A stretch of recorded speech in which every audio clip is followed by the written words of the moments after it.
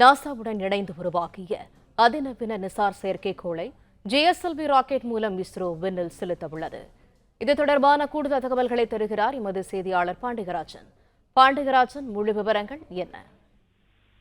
இன்று மாலை 5:40 மணிக்கு ஸ்ரீஹரிகோட்டா விண்வெளி ஏவு மையத்தில் இருந்து GSLV F-16 ராக்கெட் மூலம் விண்ணில் செலுத்தப்பட இருக்கிறது. இஸ்ரோ மற்றும் நாசா 10 ஆண்டுகளாக இணைந்து இந்த செயற்கைக்கோள் இன்று விண்ணில் செலுத்தப்பட இருக்கிறது. இந்த செயற்கைக்கோளை பொறுத்த வரைக்கும் இதற்கு முன் இருந்த செயற்கைக்கோளை விட துல்லியமான பூமிக்குரியும் காலநிலை மாற்றம் மேலும் நிலப்பரப்பில் இருக்கக்கூடிய மாற்றங்கள் குறிக்கக்கூடிய வகையிலே 2 பேண்டுகளை கொண்டு இருக்கக்கூடிய ஒரு ரேடார் கருவிகளை இந்த செயற்கைக்கோள் உருவாக்கப்பட்டிருப்பதாக தெரிவிக்கப்பட்டிருக்கிறது.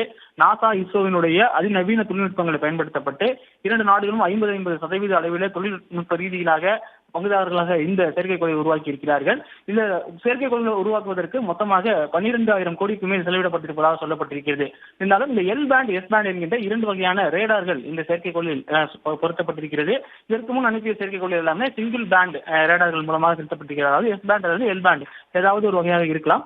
ஆனால் இந்த செயற்கைக்கோளை பொறுத்த வரைக்கும் 2 வகையான பேண்டுகளுமே இருக்கிறது. எஸ் பேண்ட் என்பது இந்தியாவினுடைய இஸ்ரோ தயாரித்திருக்கக்கூடிய ஒரு ரேடாராக பார்க்கப்படுகிறது.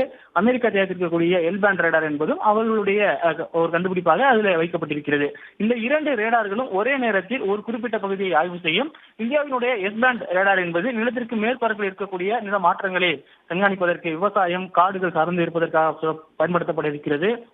அதே போல அமெரிக்காவினுடைய நாசா தயாரித்திருக்கக்கூடிய எல் பேண்ட் ரேடார் என்பது பூமிக்கு அடியில் நிலத்தட்டு நகர்வுகள் மற்றும் டீப் ஃபாரஸ்ட் என்று சொல்லக்கூடிய அடர் வனப்பகுதிகளுக்கு உள்ளே இருக்கக்கூடிய நகர்வுகள் என்னவாக இருக்கிறது என்பது குறித்தெல்லாம் அது ஆய்வு செய்யும் என சொல்லப்பட்டிருக்கிறது. இது 12 நாட்கள் இடைவெளியில் பூமியை சுற்றி வரும் என சொல்லப்பட்டிருக்கிறது. அதாவது ஒரு இடத்தில் இது ஒரு புகைப்படத்தை எடுத்திருந்தால் அடுத்த 12 நாட்களுக்கு பிறகு மீண்டும் அதே பகுதியில் ஒரு புகைப்படத்தை எடுக்கும். அது இரண்டையும் கம்பாரிசன் செய்து அதன் மூலமாக இது ஏற்பட்டிருக்கக்கூடிய மாற்றங்களை அனலைஸ் செய்து அதன் மூலமாக வரக்கூடிய அந்த தரவுகள் என்பது துல்லியமானதாக இருக்கும் என விஞ்ஞானிகள் சொல்லியிருக்கிறார்கள். இதற்கு முன் இருந்த செயற்கைக்கோள்களின் மூலமாக இந்த இயற்கை பேரழிவுகள், அதாவது நிலநடுக்கம் போன்ற பேரழிவுகள் இதெல்லாம் ஏற்படுவதை முன்கூட்டியே கணிப்பது சிரமமான ஒன்றாக இருந்தது.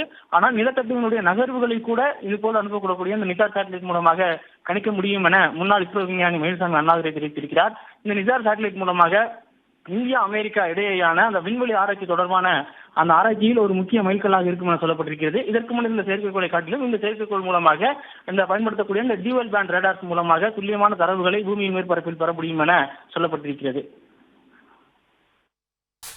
தகவல்களுக்கு நன்றி பாண்டிகராஜன். பிளே ஸ்டோர் மற்றும் ஆப் ஸ்டோரில் இருந்து பாலிமர் செயலியை QR கோடு மூலம் பதிவிறக்கம் செய்யுங்கள். செய்திகளை உடனுக்குடன் பெறுங்கள்.